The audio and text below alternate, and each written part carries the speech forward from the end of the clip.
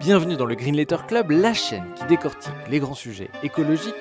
Aujourd'hui, nous allons plonger dans les archives historiques autour du changement climatique. Buffon, Christophe Colomb ou Chateaubriand, depuis des siècles, les grands esprits du monde discutent des impacts de l'homme sur son climat. D'où cette question, quelle est la place des débats climatiques dans l'histoire ? Pour y répondre, nous recevons Fabien Locher, historien de l'environnement, chercheur au CNRS et co-auteur avec Jean-Baptiste Fressos des Révoltes du ciel, une histoire passionnante du changement climatique entre le XVe et le XXe siècle. Bonjour Fabien Locher. Bonjour. Première question, vous êtes intéressé non pas à l'histoire de l'évolution du climat, mais à celle de la perception du climat entre le XVe et le XIXe siècle. Pourquoi vous êtes lancé dans une entreprise pareille ? Alors, avec mon collègue Jean-Baptiste Fressos, avec qui j'ai écrit ce livre, Les Révoltes du ciel, on a commencé à travailler sur cette question à la fin de nos thèses et on avait travaillé en thèse sur des sujets a priori assez différents. Moi, j'avais écrit une histoire des approches scientifiques de l'atmosphère où je m'intéressais en fait au rapport de la société française avec l'atmosphère au XIXe siècle. Donc je traitais à la fois de l'aérostation, de la météorologie, de la prévision du temps, des almanachs météorologiques, etc. Et Jean-Baptiste, lui, il avait plutôt travaillé sur la question des nuisances industrielles, la question du risque au XIXe siècle. Et en fait, on s'était retrouvés à cette époque-là autour d'archives qu'on avait exhumées d'une part à la bibliothèque historique de Météo France et d'autre part à l'Académie des sciences. Et ces archives, c'était les archives d'une enquête qui avait été lancée au début du XIXe siècle par le ministère de l'Intérieur de la France. Donc le ministre de l'Intérieur, Siméon, en 1821, avait écrit aux préfets, à tous les préfets de tous les départements, en leur demandant, est-ce que vous pensez en substance que le climat de votre département a changé depuis 30 ans et est-ce que l'homme pourrait en être la cause ? Avec Jean-Baptiste, on a d'abord eu une sorte d'étonnement à trouver finalement la question du changement climatique anthropique au début du XIXe siècle. Et on s'est lancé dans une enquête tous les deux, qui a duré assez longtemps, qui nous a amenés sur des terrains inattendus, qui nous a amenés à travailler sur des archives et des sources américaines, britanniques, françaises, italiennes, espagnoles, et finalement qui a débouché après plusieurs années sur ce livre. Alors, il y a une question on a l'impression que le climat, c'est une question neuve. Et ce que vous montrez, c'est que dans les sociétés agraires, en fait, elles dépendaient énormément du climat. Donc, la question de savoir s'il y a une action de l'homme sur le climat, en fait, c'est une question assez ancienne. Ça a été notre étonnement. C'est-à-dire, on a un peu traqué historiquement cette idée d'un agir possible de l'homme sur le climat. On s'est assez vite rendu compte que c'était une problématique qui se posait. En réalité, on est remonté à la fin du XVe siècle pour en trouver des traces. Et ce qu'il faut bien voir tout de suite, c'est que l'idée qui était prédominante à cette époque, donc du XVe au XIXe siècle quand même sur le long terme, c'était l'idée selon laquelle la déforestation causait un changement climatique. Ou bien l'idée qui est en fait corrélative sur laquelle la reforestation, le fait de planter des arbres, disons, enclenchait un changement climatique. Donc c'est vraiment l'idée de l'agir sur les arbres comme levier pour agir sur le climat. Pour les hommes du passé, la problématique, ce n'était pas la question du cycle du carbone, la question du cycle du CO2, qui nous concerne aujourd'hui, pour le changement climatique global contemporain. Leur grande question, leurs grands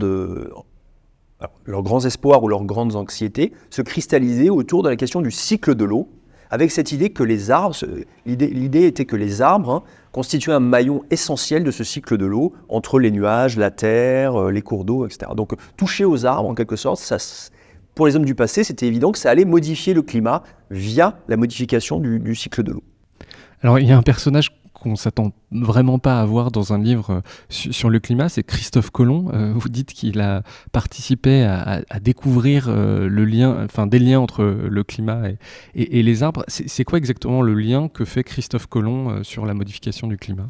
On a effectivement la trace de discours prononcés par Christophe Colomb à propos de changements climatiques possibles lors de son second voyage vers le Nouveau Monde, enfin nouveau pour lui, croisant au large de la Jamaïque. En substance, il dit le climat de cette île est trop torride, trop humide aussi. On pourrait l'améliorer en éliminant la forêt dense qui se trouve sur la Jamaïque. Et donc, en exprimant ça, en fait, il commence à à tenir un discours qui va être ensuite très très important au XVIe, au XVIIe, au XVIIIe siècle. C'est un discours de promesse coloniale. Il arrive en Jamaïque, il ne trouve pas tout l'or et les épices qu'il attendait. Il y aura d'autres types de richesses qui vont être développées, exploitées dans ces îles des Caraïbes. Mais il ne trouve pas tout à fait ce qu'il cherche et il promet par contre. Il fait une promesse coloniale de dire si je coupe les arbres, je vais quand même améliorer cette terre que j'ai découverte, et qui pour l'instant se révèle un tout petit peu décevante. Donc c'est la promesse coloniale, et donc là il y a un lien qui se noue chez Christophe Colomb dès la fin donc, du XVe siècle, dans les années 1490, entre changement climatique et promesse coloniale, promesse ouverte par la colonisation de l'Amérique. Alors, ce qui est très frappant, c'est que les colons espagnols, les colons français, les colons anglais vont utiliser cet argument de la modification anthropique du climat justement pour un dessein de colonisation et aussi un dessein qui est sanctifié théologiquement. Comment ils mobilisent cet argument du climat ? Alors effectivement, encore une fois, c'est la colonisation de l'Amérique qui va être vraiment à creuser pour les pensées de changement climatique anthropique.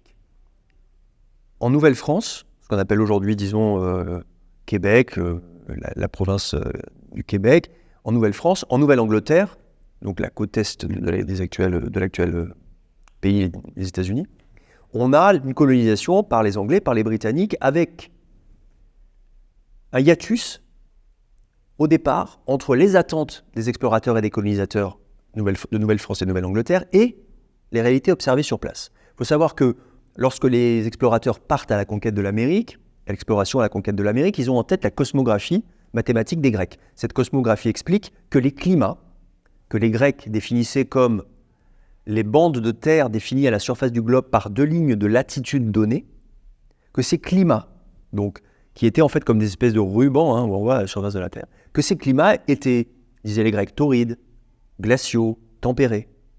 Et que donc, c'est ce qui suggérait comme donnée de base, à même latitude, même climat physique cette fois-ci, même température, même précipitation. Alors ils savaient déjà qu'il y avait des modifications parce qu'ils avaient voyagé, ils savaient que les grands fleuves par exemple pouvaient modifier les caractéristiques des climats physiques, même à latitude donnée.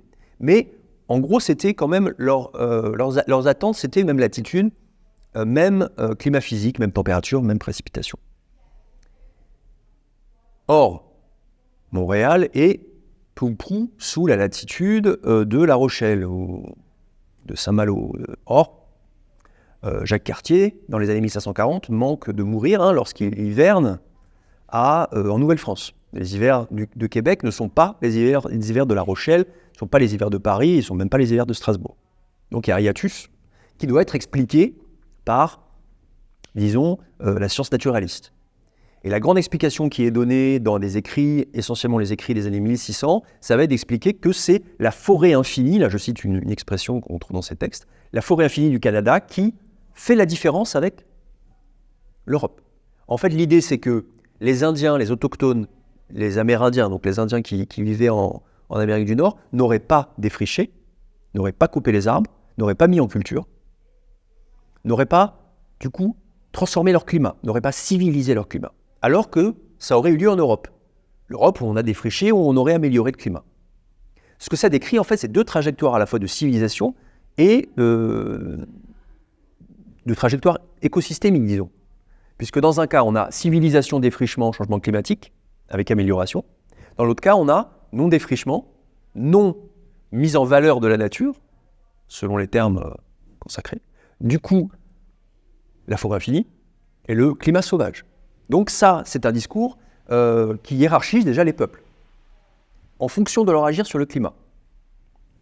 Par ailleurs, c'est aussi un discours de souveraineté. Ça veut dire, les Indiens, disons les Amérindiens, les autochtones d'Amérique du Nord, n'ont rien fait de leur forêt, n'ont rien fait de la nature, au sens des Européens. Ils ne sont donc pas tout à fait propriétaires de leurs terres. On peut donc s'accaparer ces terres. Ça, c'est l'argument de la terre vacante, terra nullius, le fait que, un principe, disons, expliquant que si on n'a pas mis en valeur, au sens des Européens, encore une fois, un écosystème, alors on n'en est pas tout à fait le propriétaire et on peut, les conquérants peuvent se l'accaparer. Et puis en même temps, c'est un discours qui est intéressant parce que c'est un discours de promesse. Parce que si le climat est sauvage parce que les Indiens n'ont pas défriché, alors en défrichant, on va améliorer le climat. Du coup, les récoltes seront meilleures, les hivers seront moins rudes. Du coup, c'est une façon de convaincre les populations parisiennes, de Normandie ou de la Beauce, de venir coloniser en disant, regardez, les climats terribles de la Nouvelle-France qui sont connus à l'époque, les grands hivers de Québec sont connus en métropole.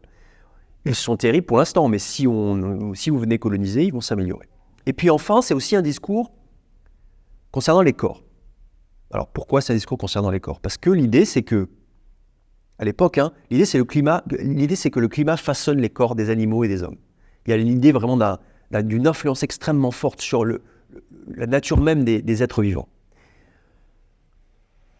L'idée aussi, c'est que, puisque les Indiens n'ont pas défriché, n'ont pas amélioré leur climat, ils n'ont pas reçu en retour les influences bénéfiques d'un climat tempéré. Ils restent dans un état physique, disons, dégradé ou inférieur.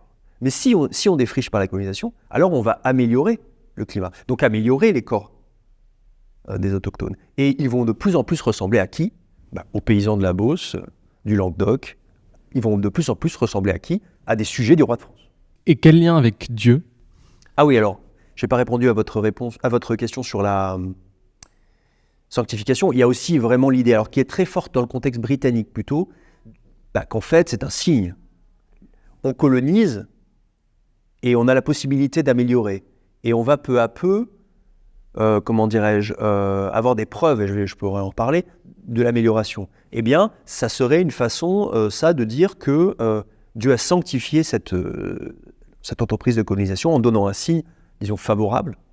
Alors là, on a retrouvé un texte très intéressant qui est un texte mineur d'un grand philosophe naturel, donc un grand scientifique, on dirait aujourd'hui, du XVIIe siècle, qui s'appelle Robert Boyle. Robert Boyle, il est considéré comme un des pères de ce qu'on appelle plus tout à fait aujourd'hui la révolution scientifique, qu'on appelait avant la révolution scientifique, mais les historiens des sciences ont un peu relativisé cette notion. Mais en tout cas, c'est un grand savant de l'époque moderne qui est, excusez du peu, considéré comme l'inventeur de la méthode expérimentale. Ça reste quand même assez important dans le domaine des sciences. C'est une façon un peu sommaire de le dire, mais il y a quelque chose de cet ordre. Robert Boyle, il raconte dans un texte, alors en latin, publié d'abord en latin, puis traduit des années plus tard, c'est pour ça qu'il avait échappé à l'attention des historiens, il explique qu'il était présent lors de l'audience accordée par le roi d'Angleterre, Charles II, au gouverneur du Connecticut, qui était à l'époque une petite colonie, donc dans l'état actuel américain du Connecticut. Et le roi Charles II d'Angleterre, donc on est dans le palais de Whitehall à Londres, dans le grand palais de la monarchie, demande au gouverneur du Connecticut, on me dit que le climat, je dis dans les termes actuels, le climat se serait amélioré depuis la colonisation, ce que confirme, dit Boyle, le gouverneur du Connecticut.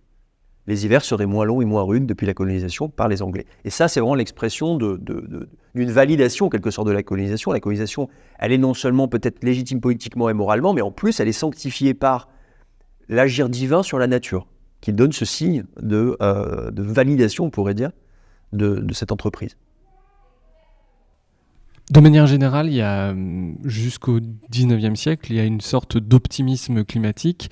Quelles sont les croyances à l'époque ? Il y a notamment une thèse qui va être, c'est ce que vous racontez dans le livre, qui va être très influente, c'est celle de Buffon, qui va dire que, grosso modo, la Terre est en train de se refroidir. On pense à l'époque plutôt que la Terre, globalement, se refroidit.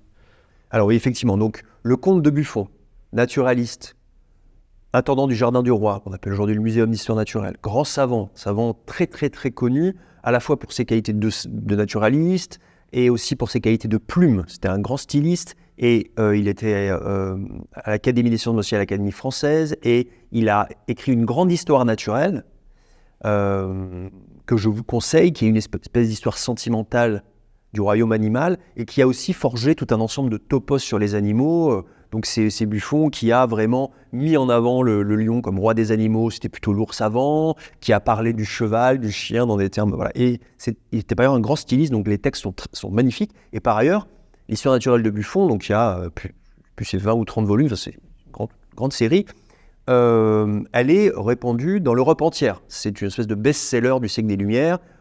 On trouve l'histoire naturelle de Buffon dans tous les intérieurs aisés, bourgeois, de la haute noblesse, dans les bibliothèques royales, etc. d'Europe. Bon, voilà. Et dans l'histoire naturelle, il y a un tome intéressant dans lequel Buffon parle des époques de la nature. Il parle des époques de la nature, donc l'évolution de ce qu'on appellerait aujourd'hui la planète Terre, le système terrestre. Il explique que la Terre est un morceau de soleil qui a été arraché et qui se refroidit depuis ce temps. Au départ, c'était un morceau de soleil, donc il était incandescent, il se refroidit petit à petit. Et il explique en fait la succession des animaux qui sont apparus et ont disparu sur le globe par la baisse en température. À chaque moment, la baisse en température fait émerger des formes de vie qui ensuite disparaissent, etc. Jusqu'à la dernière époque, celle de l'homme, dans laquelle les sociétés humaines vivent. Il fait des expériences. Dans sa propriété de Montbard, il fait des expériences il prend des boules métalliques qui chauffent et il mesure la décroissance des températures. Enfin, il fait une espèce de physique du globe expérimental, c'est assez intéressant. Et puis aussi, il explique que, effectivement, on va vers la mort thermique du globe, la Terre se refroidit et on va aller à la fin vers la mort complète de toutes les formes de vie. Donc la Terre sera un caillou gelé et les hommes auront disparu dans assez longtemps. Mais à cette époque-là, il faut bien voir, alors je précise, on n'est déjà plus chez Buffon dans la chronologie biblique. C'est déjà été écarté à la fin du XVIIIe siècle par les savants. Donc lui, il a une chronologie qui n'est pas liée à la Bible, mais qui décrit l'âge de la Terre en, disons, dizaines de milliers d'années. Ce qui fait que les temps géologiques à cette époque-là et les temps des sociétés étaient relativement commensurables. On pouvait imaginer qu'on détectait à l'échelle d'une dizaine ou d'une vingtaine d'années les évolutions géologiques du globe. Oui, il dit à peu près 75 000 ans, c'est ça ? Alors voilà, c'est entre 50 et 100 000 ans, disons. Ouais. 75 000 ans, 70, 80 000 ans. Donc, et puis on pouvait imaginer que c'était un peu moins, et que, en fait, in fine, l'important c'est qu'il y avait l'idée qu'on pourrait peut-être mesurer et puis peut-être expérimenter même dans le climat et dans les événements météorologiques ce refroidissement. Et Buffon disait en même temps, oui, alors on a ce refroidissement, mais les sociétés peuvent lutter contre ça en améliorant les climats, en défrichant. Et l'exemple qu'il donnait pour soutenir cette deuxième thèse, c'était l'exemple de Québec, de la Nouvelle-France. Il s'inspirait directement des écrits d'un jésuite qui s'appelait Charlevoix, qui avait lui-même lu les auteurs du début du XVIIe siècle et qui parlaient d'amélioration climatique. Donc chez Buffon, en fait, on a une dialectique climatique. Refroidissement autogénique, c'est-à-dire refroidissement spontané de la Terre. Et pour contrer ça, action possible des sociétés via la déforestation. Ce qui était aussi intéressant chez Buffon complexifie la hiérarchie des peuples en fonction de la gère climatique. Il dit, il y a les Indiens qui font rien, voilà, leur climat est sauvage.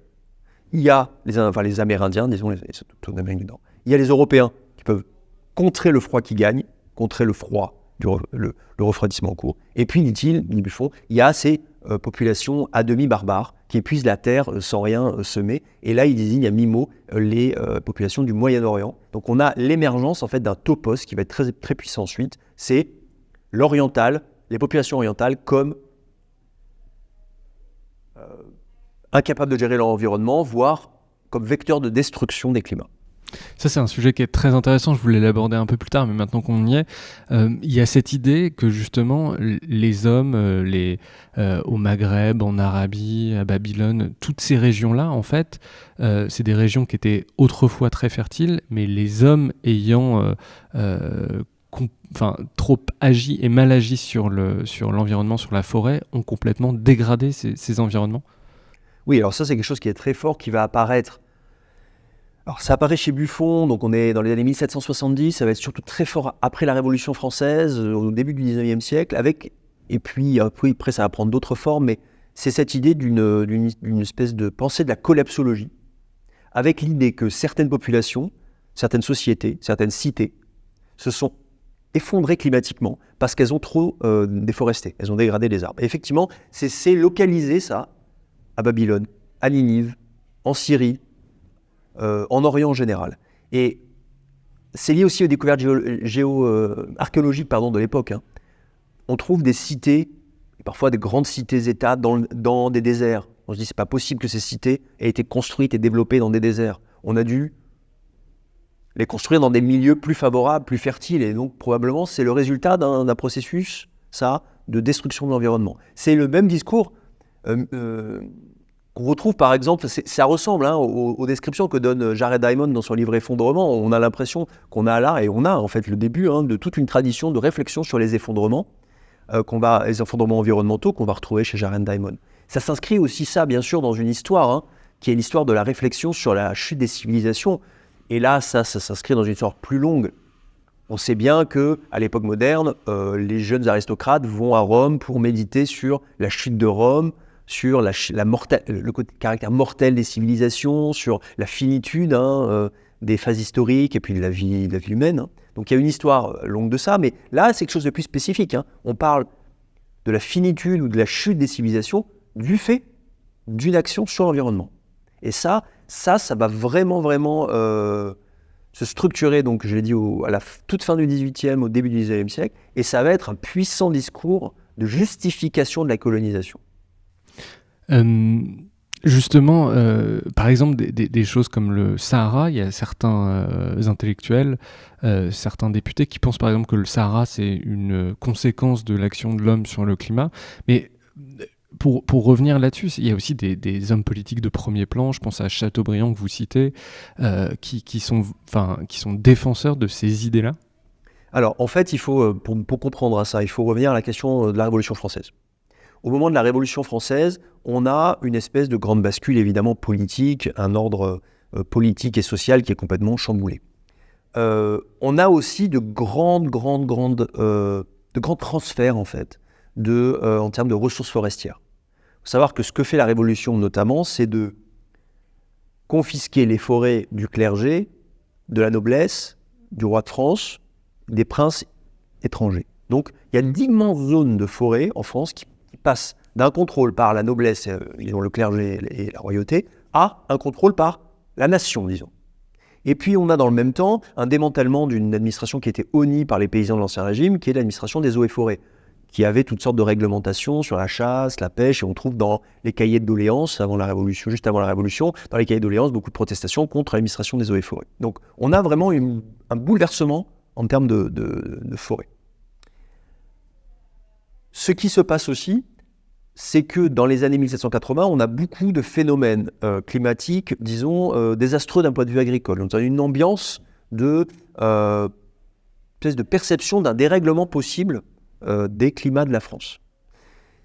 Tout ça, ça débouche sur le fait que pendant les premières assemblées révolutionnaires, au tout début des assemblées de ce qu'on appelle aujourd'hui l'Assemblée nationale, on a des débats autour du changement climatique. Et ça, c'était quelque chose qui nous a étonné avec Jean-Baptiste, c'est qu'en allant voir les procès-verbaux des assemblées nationales de 1790, on parle beaucoup de changement climatique, ce qui n'était pas acquis à la base et qui nous a étonné en fait qu'on l'a découvert. Qu'est-ce qui se passe ? Les révolutionnaires disent la monarchie a détruit les forêts de la France, a porté atteinte aux forêts de la France, et donc a commencé à dégrader le climat de la France. Pourquoi ils disent ça, les révolutionnaires ? Ils disent ça parce qu'ils accusent la monarchie d'avoir favorisé la guerre, le luxe, les dépenses inutiles, et puis aussi, les révolutionnaires reprochent à la monarchie, et ça c'est vrai, d'avoir donné les charges d'officier des eaux et forêts, non pas en fonction de la compétence, mais en fonction soit de la courtisanerie, c'est-à-dire un courtisan du roi se voyait donner une charge d'officier des eaux et forêts qui rapportait de l'argent, ou alors par vénalité, les charges étaient vénales, c'est-à-dire on achetait une charge d'officier des eaux et forêts alors que même qu'on était absolument ignorant en matière de forêt. Tout ça fait qu'il y a une mise en accusation avec, de façon assez nette, l'émergence de ce motif collapsologique que Buffon avait esquissé. Il y a des députés dans les assemblées révolutionnaires du début des années 1790 qui disent si on continue comme ça, la France ressemblera à Babylone, à Ninive, ressemblera à toutes ces terres où les civilisations se sont autodétruites en changeant leur climat. Mais au XIXe siècle, il y a d'autres, vous savez qu'il y a des gouvernements qui se succèdent. Il y a les gouvernements révolutionnaires, je ne vais pas refaire l'histoire, mais le consulat, le directoire, l'empire, et puis la Restauration. La Restauration, c'est le moment où on a un retour de la monarchie en France. Napoléon perd, alors une deuxième fois à la suite des 100 jours, c'est un peu compliqué mais je résume, les Autrichiens, les Britanniques, etc., réinstaurent en France une monarchie, mettent un roi à la tête de l'État. Et ils mettent un roi à la tête de l'État en lui disant « Ok, tu es à la tête de l'État, mais par contre, il y a une chose, tu dois rembourser les dettes de la France. » Dettes qui avaient été contractées par Napoléon. C'est difficile, hein, pour la monarchie, de rembourser les dettes de l'usurpateur. Donc c'est difficile. En plus, la seule façon qu'ils ont de le faire, c'est de vendre une partie des forêts nationales. Pourquoi c'est difficile pour eux de le faire? Parce que ces forêts nationales, elles avaient été confisquées au clergé, en fait, et aux princes étrangers. Et alors, les nobles ont été, on a rendu aux nobles leurs forêts, mais en tout cas, les forêts nationales qui sont disponibles pour être vendues, elles viennent en fait des confiscations révolutionnaires, pour faire simple.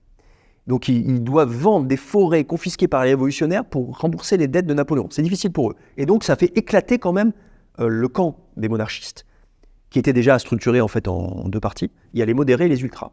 Les ultras disent aux autres, en fait, vous êtes des traîtres à la monarchie si vous faites ça, si vous vendez les forêts pour rembourser les dettes.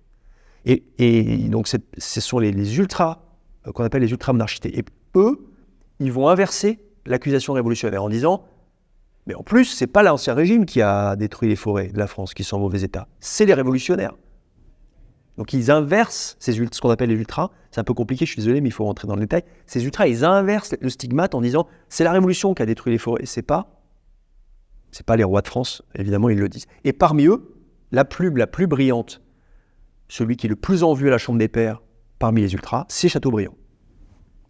On va revenir justement sur pourquoi les monarchistes accusent les révolutionnaires d'avoir détruit la forêt. Juste pour quelques éléments de contexte, d'abord l'importance des forêts à l'époque. On ne se rend pas forcément compte aujourd'hui pourquoi les forêts sont si importantes à l'époque, et aussi à quel point la forêt française a été déforestée. C'est vrai, quand on regarde les cartes entre les époques antiques et le milieu du 19e siècle, on voit que la forêt française est beaucoup moins importante aussi qu'aujourd'hui.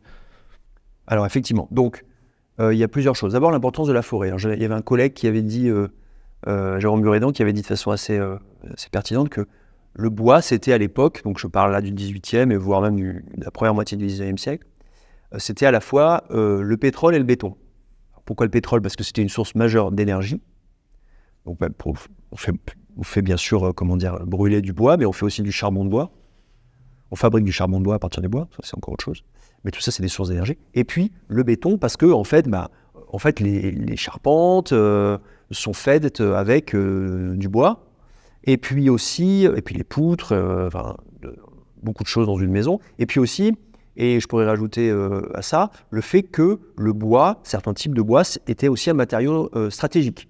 Parce que pour faire les grands vaisseaux de ligne qu'on a en tête quand on imagine les guerres navales de l'Ancien Régime, il faut des masses de bois énormes, du chêne, mais aussi d'autres types d'essence. Et puis il faut des bois très droits, des bois très gros, très résistants, très souples. Enfin, voilà. Il y a toute une problématique énorme autour de la question des bois de marée. Et c'est pour ça que Colbert, d'ailleurs, le grand édit sur les forêts de Colbert avait, ça c'est connu, une visée militaire, navale, et il disait, Colbert, il faut qu'on prépare la récolte des bois de marine, cette récolte qui aura lieu dans plusieurs siècles. Donc il pensait déjà à la durabilité. Et puis c'est un lieu de vie, parce que les communautés ont ce qu'on appelle des forêts communes. Alors dans les forêts communes, qu'est-ce qu'on fait? On va chercher des champignons, on va chercher des myrtilles, des fraises des bois, on va ramasser du bois mort, on va chercher des engrais qu'on trouve au pied des arbres, lorsque toutes les feuilles qui sont tombées saison après saison pourries, ça fait un très bon engrais. On va chercher éventuellement à prélever des animaux, si c'est possible par la chasse. On va faire paître des animaux, on va mettre des cochons par exemple sous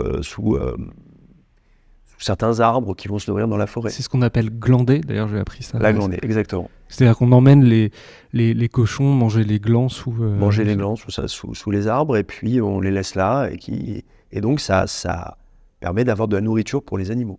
Donc on a tout un ensemble, je pourrais continuer, mais on a tout un ensemble de ressources, qui sont des ressources communes qu'on trouve dans les forêts. Et donc la question des forêts pour les communautés rurales, c'est quelque chose de très important, ça restera au XIXe siècle. Parmi les plus grandes révolutions, les plus grandes, insurrections rurales du XIXe siècle, on a des des insurrections qui sont liées à la question de la gestion forestière. Je pense à la guerre des Demoiselles en Ariège, dans la première moitié du XIXe siècle.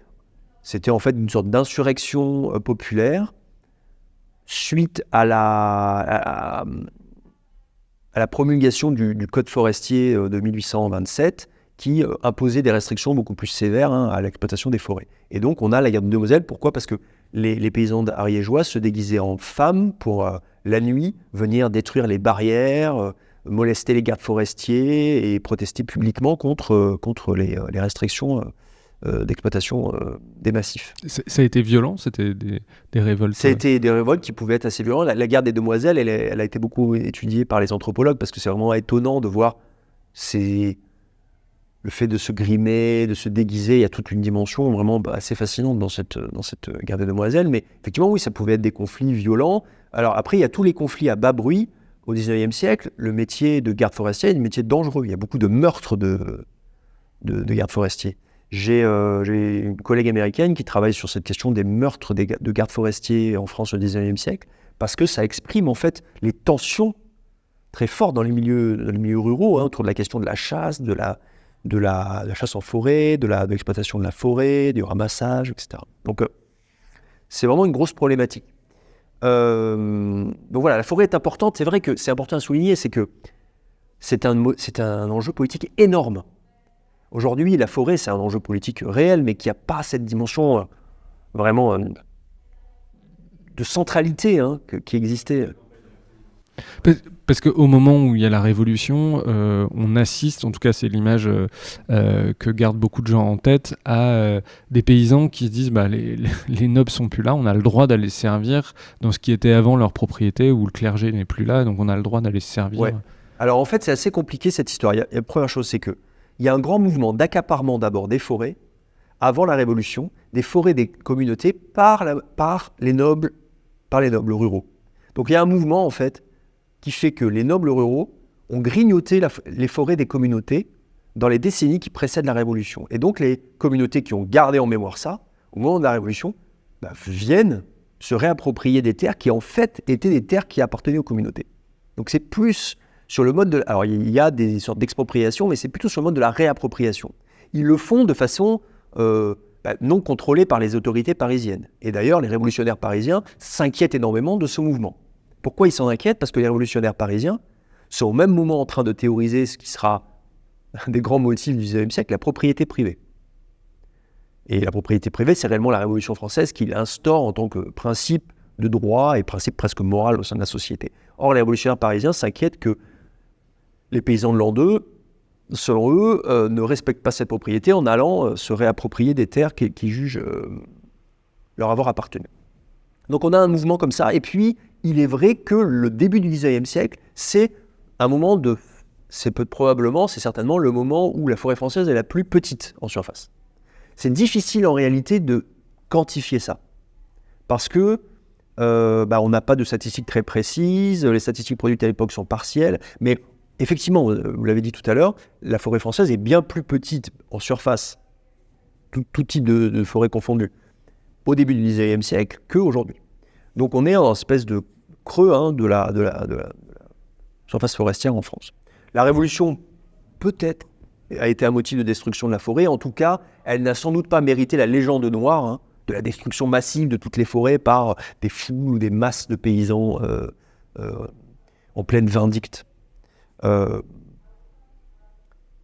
Mais effectivement, c'était un enjeu. Comme je l'ai dit, cette question de la réappropriation était un enjeu. Alors, les monarchistes de la Restauration vont forcer le trait en disant « c'est la Révolution qui a dégradé la forêt de la France ». En 1821,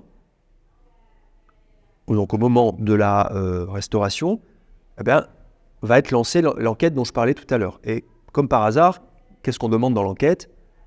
On demande au préfet d'évaluer si la forêt de leur département a diminué en taille depuis 30 ans. 1821 moins 30 égale plus ou moins... En fait, on leur demande de documenter le fait que, depuis la Révolution, la forêt a été dégradée par les conséquences en fait, de ce mouvement révolutionnaire. Donc on leur demande de dresser le bilan forestier de la Révolution française et on attend des préfets des réponses qui disent oui, la Révolution a bien été la forêt a bien été détruite par la Révolution. Il y a un épisode qui est très particulier dans l'histoire climatique mondiale, c'est l'éruption d'un volcan du Tambora en Indonésie au début du 19e siècle. Évidemment, ça va profondément changer pendant quelques années le climat de la Terre. Comment on comprend cet événement en Europe ? Est-ce qu'on le comprend ? Et quelles sont les perceptions dans l'évolution du climat ? Alors, effectivement, en avril 1815, un volcan éclate sur l'île à Tambora, donc à Java. Et c'est la plus grande éruption volcanique de l'histoire humaine. Donc pas depuis que l'homme existe en tant qu'espèce, mais depuis qu'il existe des traces écrites émanant de l'activité humaine. Et c'est une explosion qui, sur le coup, on ne sait pas exactement combien il y a eu de morts parce qu'il n'y a plus de traces. En fait, il y a plusieurs royaumes qui sont littéralement rayés de la carte, probablement plusieurs dizaines de milliers de morts, mais comme il ne reste aucune archive, puisque tout a été détruit, c'est difficile de le dire. En tout cas, ça va projeter dans l'atmosphère des quantités astronomiques de particules, de poussière, des composés chimiques et tous ces composés vont modifier le climat planétaire pendant plusieurs années. C'est très intéressant d'ailleurs aujourd'hui pour les géophysiciens, les spécialistes de l'atmosphère, parce qu'ils peuvent avoir là une espèce d'expérience naturelle de transformation pendant plusieurs années avec injection de particules dans l'atmosphère, et donc ils modélisent ça et ça leur sert énormément pour l'élaboration de leur théorie. Alors, ça va projeter dans l'atmosphère des particules et ça va modifier tellement les saisons de 1815, 16, 17, 18, qu'on va avoir, et ça a été bien documenté par les historiens, des saisons agricoles déficitaires en Chine, en Amérique, en Europe, dans les années 1816, 17, etc. C'est ce qu'on appelle les années sans été.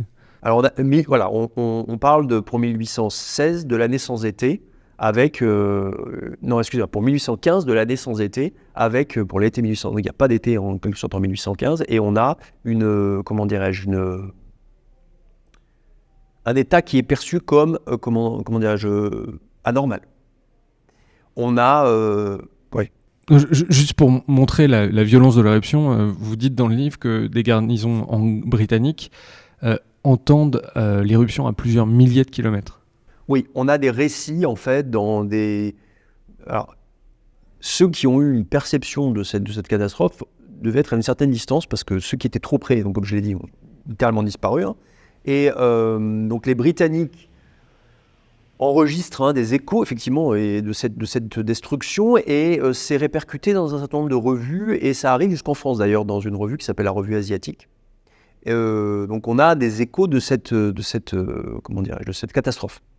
Et donc on est dans une phase qui est de 1815 à 1820, je me concentre là sur la France, qui est une phase catastrophique du fait du Tambora, et aussi du fait, c'est une question de malchance en quelque sorte, de la variabilité naturelle des saisons qui fait que l'hiver 1819-1820 est terriblement froid, un des plus froids du 19e siècle.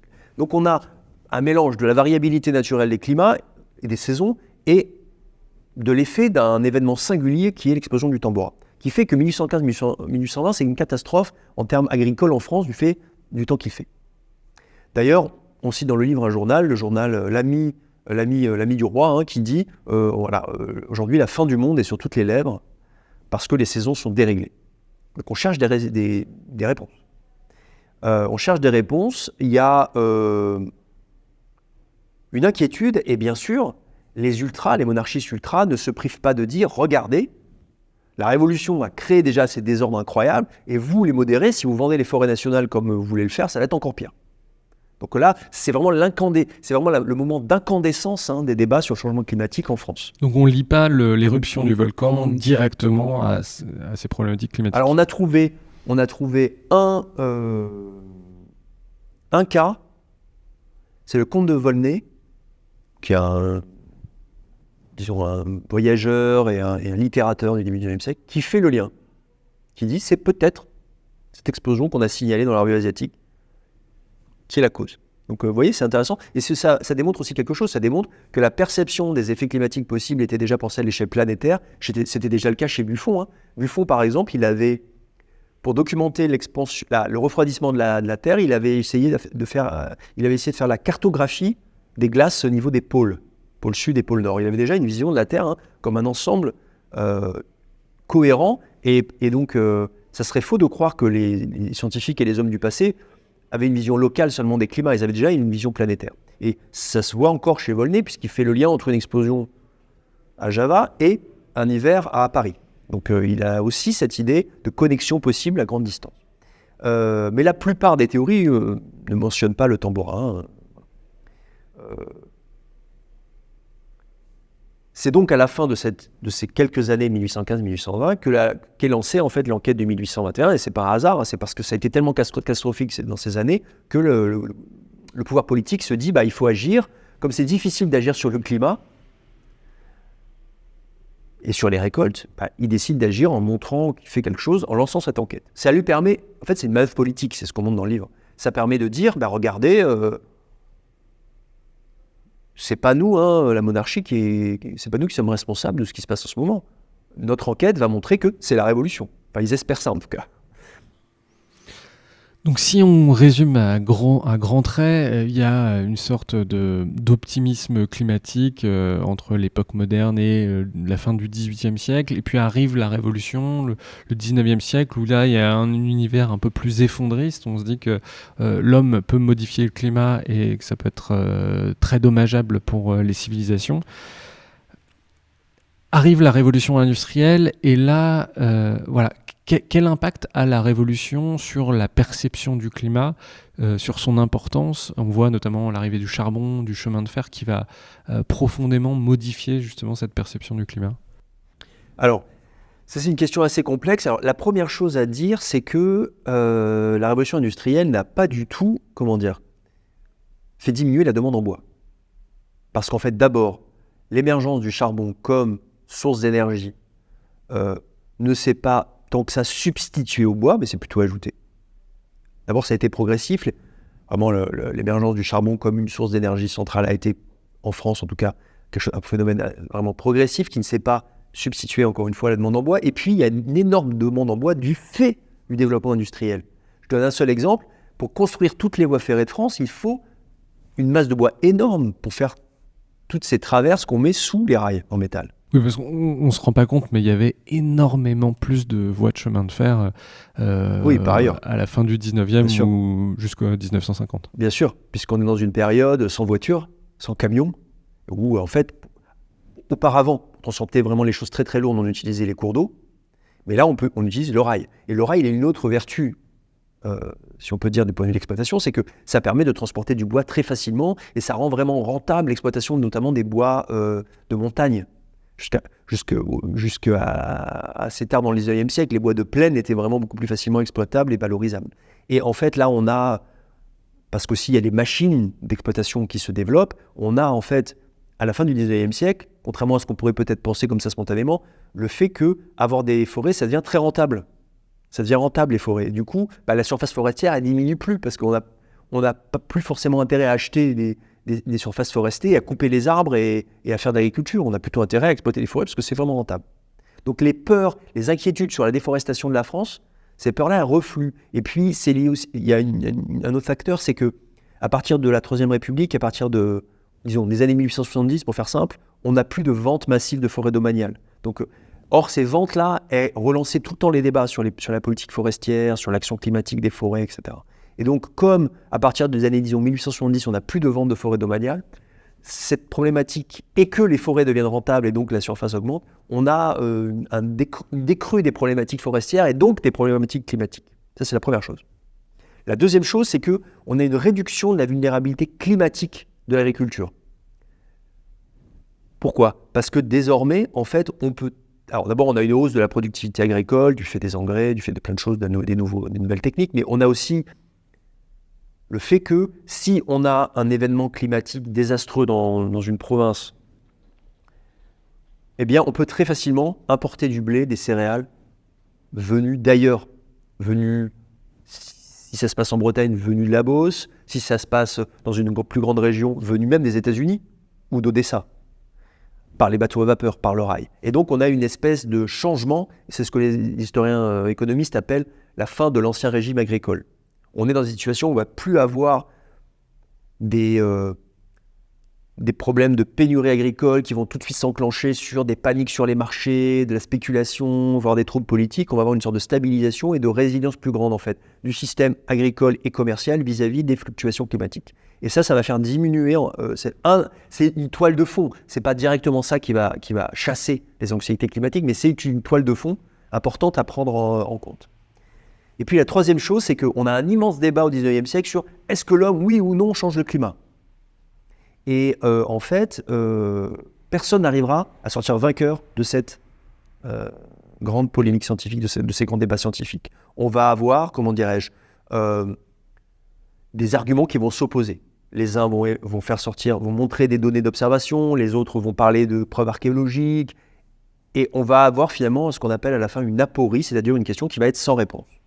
On va donc se retrouver dans une situation paradoxale où on n'a pas pu démontrer, étonnant, disons, on n'a pas pu démontrer qu'il y a ou il n'y a pas d'action de l'homme sur le climat.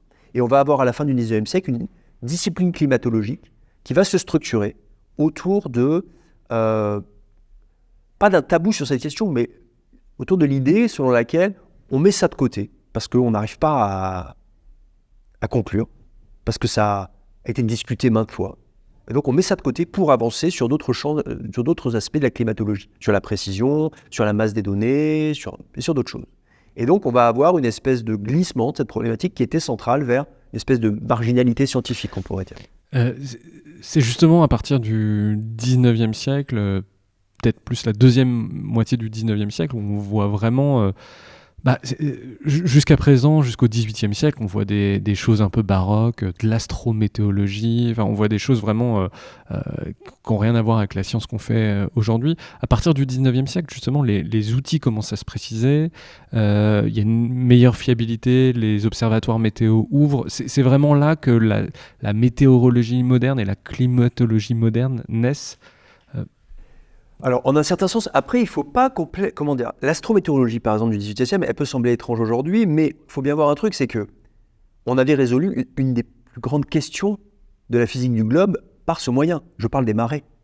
En trouvant une théorie de la gravité, en utilisant la théorie de la gravité. Est-ce que vous pouvez expliquer ce que c'est, l'astrométéorologie ? Alors, l'astrométéorologie, c'est le fait de dire, on va observer les astres, la Lune, le Soleil, les étoiles, et grâce à ça, prédire le temps. Donc, c'est faire un lien entre le monde des astres et le temps qu'il fait, et faire de la prédiction grâce à ça. Donc il y a tout un ensemble d'auteurs au XVIIIe siècle qui essaient de faire ça. On le fait dans des grandes institutions scientifiques, par exemple à l'Observatoire de Paris, qui est la grande institution scientifique de la fin du XVIIIe siècle, donc en France. Donc on est dans cette situation. Et il y a aussi des auteurs, notamment en Italie, quelqu'un qui s'appelle Giuseppe Toaldo, qui fait ça en promettant des prédictions météorologiques qui pourraient aller jusqu'à 1 an, 2 ans, 10 ans, voire un siècle. Pourquoi est-ce que ça paraît aujourd'hui étrange de faire ça, de dire, voilà, grâce à des théories sur la Lune, le Soleil, les étoiles, j'ai prévoir le temps, mais en même temps, auparavant, grâce à Newton et aux lois de Newton, on avait réussi à corréler les marées et les phases lunaires, et à expliquer ça. Donc, ça pouvait... c'était pas évident qu'on n'allait pas trouver une solution en disant peut-être que la Lune a fait des marées atmosphériques et que ces marées atmosphériques, elles ont un effet sur le temps qu'il fait. Aujourd'hui, on sait que cet effet-là, il n'est pas prédominant, il existe, il y a des marées atmosphériques, mais il n'est pas prédominant pour le temps qu'il fait. Mais c'était quand même tout à fait rationnel de chercher dans cette direction-là. Donc je ne dirais pas qu'il y a une naissance de la science, mais en tout cas, dans la deuxième moitié du 19e, mais en tout cas, les formes qui nous sont les plus familières de connaissances scientifiques sur le climat, le temps qu'il fait, la météo, effectivement se structurent dans la deuxième moitié du 19e. Quand on commence en fait à dire, à faire de la prévision météorologique sur une base scientifique, ça c'est grâce au télégraphe. Le télégraphe permet dans la deuxième moitié du 19e de centraliser des observations météorologiques très rapidement à l'échelle d'un continent et de tracer des cartes des pressions et de faire des prévisions. C'est le début de ce qu'on appelle la prévision synoptique du temps. C'est un Français, Hippolyte Marié-Davy, qui invente cette méthode dans les années 1860. Et il invente en même temps quelque chose que vos auditeurs connaissent bien, il invente le concept de dépression atmosphérique, quand même assez important. Sa méthode consiste à traquer à la surface de l'Europe les déplacements des dépressions météorologiques pour faire de la prévision météo. Et puis la climatologie, c'est vrai aussi, dans la forme qu'on lui connaît aujourd'hui, se structure dans la deuxième moitié du XIXe siècle avec un grand effort de standardisation. Et ça, c'est porté bien sûr aussi par le développement des États-nations comme acteur central dans le monde scientifique. On a donc la construction d'États-nations qui construisent en même temps des climats nationaux, qui se dotent de structures scientifiques pour documenter les climats nationaux. Donc on a tout un système comme ça qui se développe. Je pourrais dire l'autre grande bascule qui viendra plus tard, ce sera après 1945, quand on pourra mettre des équations physiques de l'atmosphère dans des ordinateurs. Là, on aura encore une grande transformation, mais c'est ce qui vraiment nous donnera, disons, les sciences atmosphériques telles qu'on les connaît aujourd'hui. Il y a une question qui est intéressante, c'est l'arrivée du charbon. On voit le charbon aujourd'hui comme quelque chose de très polluant. L'arrivée du charbon, au contraire, on pense plutôt qu'à l'époque, ça peut sauver les forêts. Comment on perçoit justement cette arrivée du charbon d'un point de vue énergétique ? Alors, il y a effectivement des discours très précoces sur la question, le fait de dire, ben oui, grâce au charbon, on va soulager en quelque sorte les forêts, mais c'est intéressant, comme je disais tout à l'heure, de voir qu'en fait, empiriquement, c'est pas comme ça que ça se passe. On n'a pas une substitution. On est toujours dans cette... Peut-être, je pense que vous avez entendu mon collègue Jean-Baptiste Fresso sur cette question-là dans un autre podcast, dans une autre vidéo. La théorie de la substitution, elle ne tient pas du tout, en fait. Les historiens savent bien aujourd'hui qu'on a une addition des énergies, des consommations d'énergie, pas tellement de substitution dans le passé. Enfin, pas du tout de substitution dans le passé. Et comme je l'ai expliqué pour le cas du bois, l'émergence du charbon n'a pas fait disparaître du tout l'intérêt pour le bois. Alors, ce qui est intéressant avec la forêt aussi, c'est que c'est une énergie renouvelable. Donc, le fait, en quelque sorte, de consommer du bois ne va pas forcément faire diminuer la surface forestière. Au contraire, le fait de consommer du bois, ça rend intéressant le fait d'avoir des surfaces forestières. Donc, ça peut faire croître les surfaces forestières. Tout dépend le mode d'exploitation. Est-ce que le mode d'exploitation est durable ? Est-ce qu'on coupe des forêts ? Ou est-ce que c'est l'Amazonie où on utilise les forêts comme en fait une énergie comme des ressources non renouvelables parce qu'on détruit tout et puis qu'on passe à autre chose. Donc voilà, avec la forêt, on est dans une problématique un peu différente, complètement différente d'ailleurs, bien sûr, de celle des énergies fossiles, où là, on a du charbon, on l'extrait et voilà.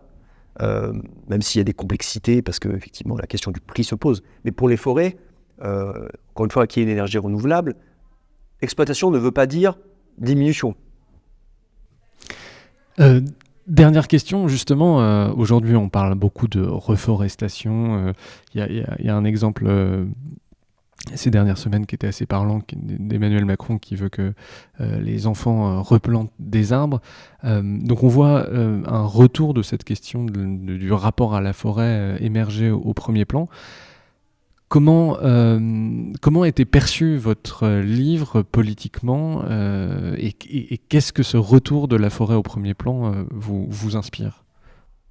Alors, en fait, qu'est-ce qu'on peut tirer de cette recherche d'un point de vue peut-être politique et en lien avec la forêt et aussi le climat ? D'abord, c'est d'indiquer qu'il y a une histoire longue du rapport entre nos sociétés occidentales, disons, et le changement climatique. Et que ce rapport, il a été traversé par des enjeux, dès le départ, des enjeux de puissance, des rapports de force, des enjeux économiques. Et que le discours sur le changement climatique en Occident, il a aussi longtemps été nimbé de colonialisme. On désignait les sociétés orientales comme celles qui dégradaient leur climat, comme celles qui n'étaient pas capables de gérer leur environnement. On désignait aussi, et d'ailleurs de la même façon, les montagnards ou les paysans provençaux comme ceux qui étaient incapables de gérer leur climat parce qu'ils ne savaient pas s'inscrire dans le temps long et qui dégradaient les forêts. Et donc ça, c'est un premier enseignement.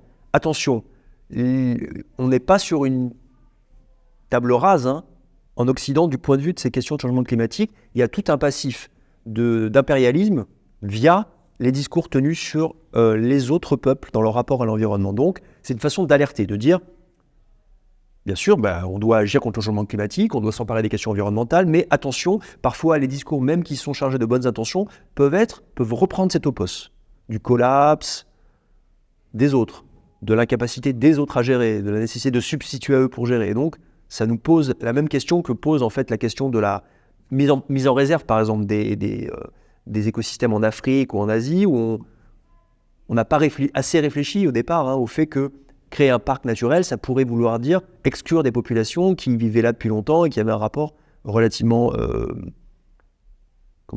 stabilisé à leur environnement. Donc voilà, attention aux effets de pouvoir dans les discours et les politiques climatiques, premièrement. Ça montre aussi, tout ce qu'on raconte, qu'il y a une histoire longue des savoirs climatiques. Ces savoirs, ils sont robustes parce qu'ils sont anciens. Ils ont été l'objet de controverses. Ils ont été durcis par les controverses. On utilise aujourd'hui en climatologie historique des outils qu'on a élaborés au début du 19e siècle, à la fin du 18e siècle. Ils se sont raffinés dans le temps et pendant toutes ces décennies, les savants faisaient la meilleure science possible.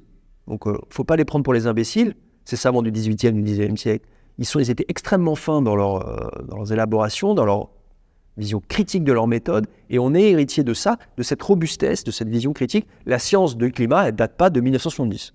Elle date de la fin du 18e siècle. Donc elle a toute une histoire, et elle a une espèce de robustesse épistémique que le livre, je pense, met en avant. Et puis cette question des forêts, c'est intéressant de voir qu'aujourd'hui, l'un des grands enjeux dans les modélisations climatiques, c'est de modéliser le cycle de l'eau, c'est de se reposer la question des forêts, de quelles forêts sont bénéfiques pour le climat du point de vue du CO2 ou pas, parce que ça aussi c'est compliqué. Certaines forêts sont émettrices de CO2 net, d'autres fixent le CO2, ça dépend des forêts, ça dépend des modes d'exploitation, ça dépend des essences, ça dépend des saisons, etc.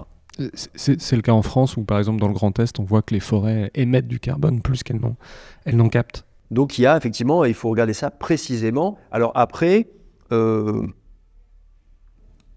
voilà, il y a aussi beaucoup, on va le dire clairement, de bullshit autour de la question forestière. C'est-à-dire, je pense moins à Emmanuel Macron là, quoique, que à ces firmes qui nous proposent d'émettre du CO2 en allant le week-end aux Baléares, en émettant je ne sais combien de tonnes de kilos, en tout cas de CO2, peut-être de fractions de tonnes, et en échange qu'on va planter des arbres, dit-on, dans certaines régions du globe.